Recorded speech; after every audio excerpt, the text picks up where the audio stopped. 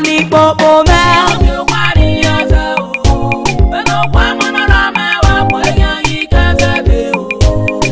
Egani popo me o.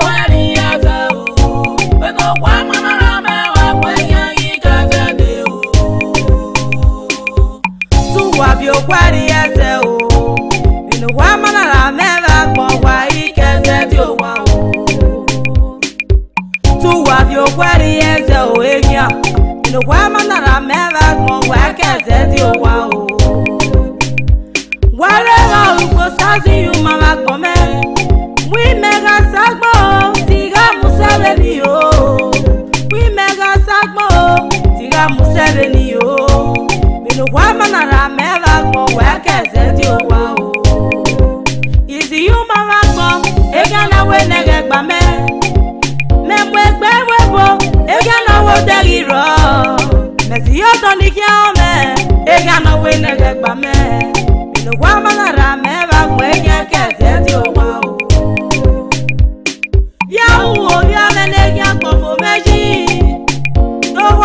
Di moto ni metele ga bobo meji nega do bovete iwi no salege na yaki inu kwa manara meva kwege kese ti o wa o evani popo me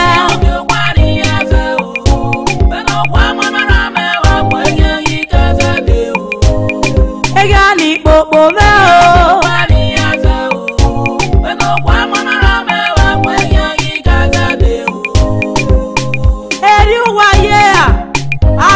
no say Rudaki gere nido owa supopo you wa gbe Rudo destiny ome owa sibe you wa gbe no wa manara meva kwege keze so wa o Fogi se no sabia na erume Iga mi oseme no re wada Igi kwega gogo Eki oseme gato Onye me kwega seme Iga mi ose no bia munyagbe Igwe de la gogo, watamia o. Osanye wa bobe o. Kamale ya nose.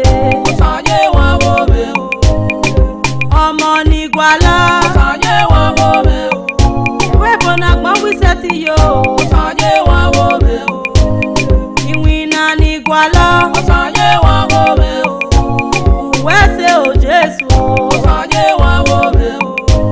Watamia o.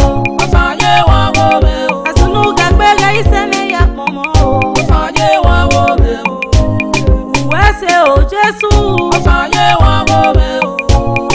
Uwase baba o.